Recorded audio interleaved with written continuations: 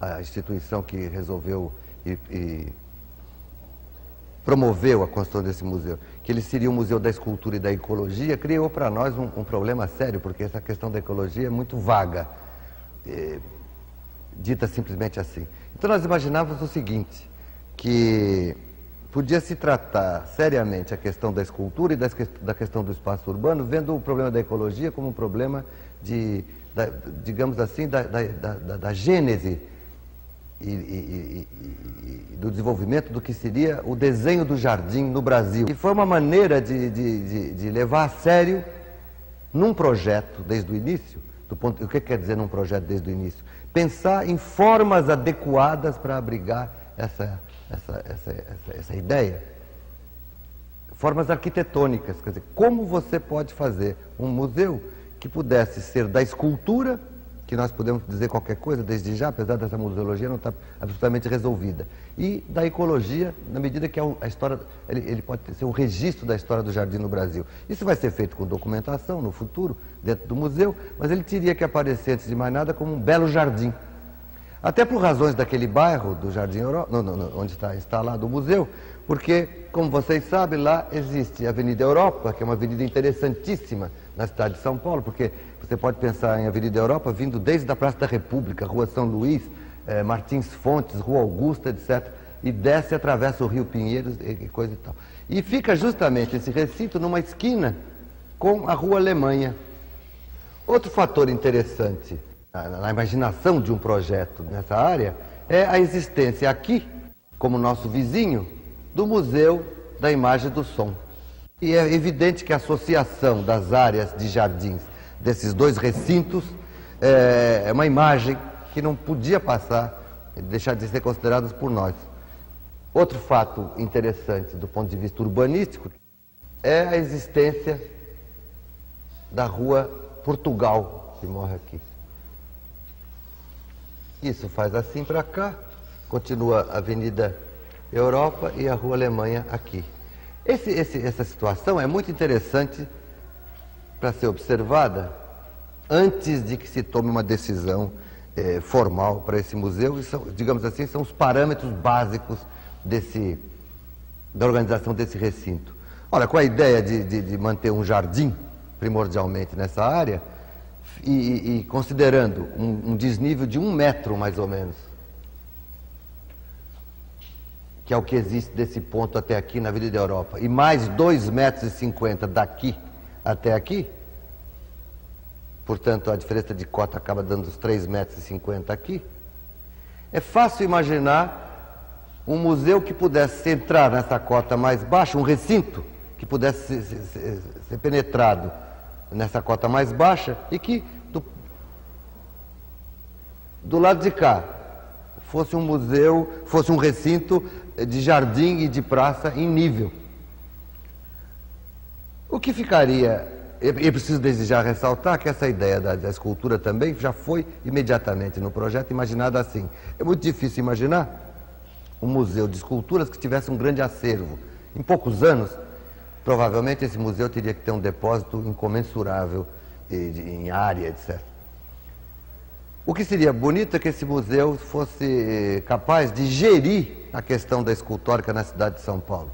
Prestar atenção onde estão as esculturas, chamar a atenção para visitação em momentos oportunos e fazer uma documentação sobre a gênese desse processo da criatividade da escultura entre nós. Portanto, seria um museu muito mais de exposições. E, nesse momento, deve-se levar em consideração que a escultura ao ar livre é muito significativa. Portanto, o jardim também tem essa perspectiva, esse destino de abrigar exposições ao ar livre, de esculturas ao ar livre, além de recintos internos para esculturas de menor porte.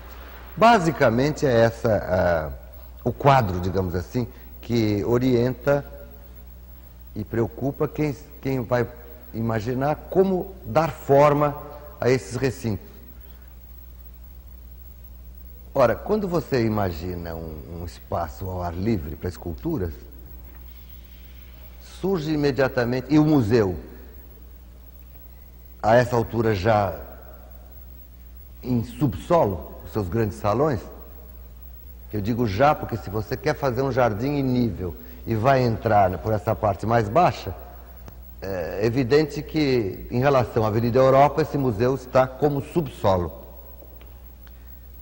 O que fica faltando é alguma referência nítida e primordial, com várias, digamos assim, eu não quero dizer funções, com várias qualidades. A qualidade fundamental é orientar a implantação desse museu. É um compromisso de caráter urbanístico, de urbanização da área. Uma forma que fosse nítida para definir o lugar onde está esse museu. Com isso você pode imaginar uma forma que se ativesse a várias questões. Uma seria referência de escala para essas mesmas esculturas que estão ao ar livre. Você poder saber se uma escultura é grande ou é pequena, digamos assim. Então, a escala de uma casa, que é o abrigo mais comum, que nós estamos mais acostumados, é fundamental, na minha opinião, para você saber se aquela escultura é maior do que isso, etc. Ao mesmo tempo, para marcar a porta do museu e definir essa questão dos eixos de circulação da cidade, etc. Pareceu que se nós fizéssemos um sinal, como se fosse um sinal, um abrigo perpendicular à Avenida Europa,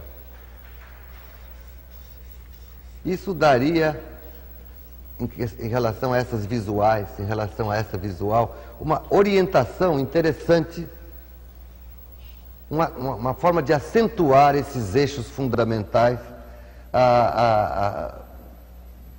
das vias de acesso e, principalmente, recompor e colocar no seu devido lugar esse outro eixo da Rua Alemanha, que tem um ângulo não legível, digamos assim. Então, essa perpendicularidade aqui pareceu muito importante.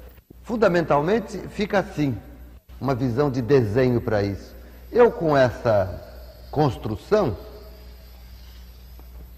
extremamente singela de forma, como quem olha daqui, ou como quem olha daqui, faço exatamente isso que nós estamos comentando, que é a possibilidade de fazer disso uma escala para, vamos supor, um arvoredo, para não falar em escultura. Aquilo que é o tamanho das coisas.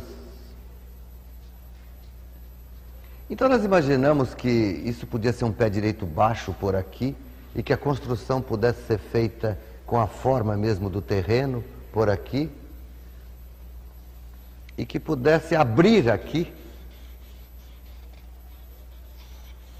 uma praça baixa, que essa fosse a praça alta, toda essa que está aqui, que seria a grande esplanada do museu, que é essa área justamente, que se isso pode ficar um pouco monótono, e essa questão do jardim, em relação de novo a essa estrutura, para se organizar em relação a essa estrutura básica, formal, podia ter, enquanto jardim, esse plano, um rebaixamento, como se fosse uma grande escadaria, mas que a essa altura já se percebe que, sendo uma grande escadaria, pode tomar a forma de um teatro ao ar livre, isso seria o palco do teatro, e depois continua para cá, vem para cá, e etc.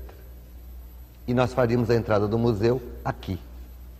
Você vê que aqui há uma escala, aqui há outra escala, e aqui há uma escala dinâmica, variável, em relação a essa peça arquitetônica, digamos assim, esse monolito, que deveria parecer um monolito, que é uma referência primordial.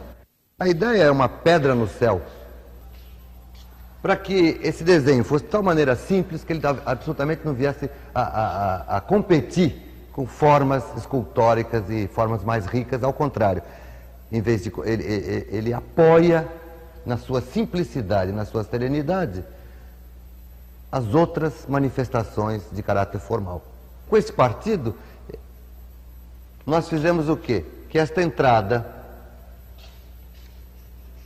levasse as pessoas a um túnel de entrada, a um vestíbulo, um grande salão inicial, que é uma pinacoteca de 60 metros de extensão, que é uma espécie de reprodução do tamanho dessa marquise lá no subterrâneo, uma espécie de memória para quem não está vendo mais aquilo lá fora. E, ao mesmo tempo, do ponto de vista arquitetônico, tem uma graça, que, na minha opinião, especial, porque essa pinacoteca, ou essa grande parede de exposições, tem exatamente o tamanho total da construção. Quer dizer, é um momento em que você vê o museu inteiro, lá por baixo. Um grande salão de exposições para esculturas e uma saída, de novo, para essa praça rebaixada aqui junto à Rua Alemanha. Para todo o recinto do jardim, nós, em vez de imaginarmos uma série de pequenas lâmpadas, nós estamos propondo que se faça aqui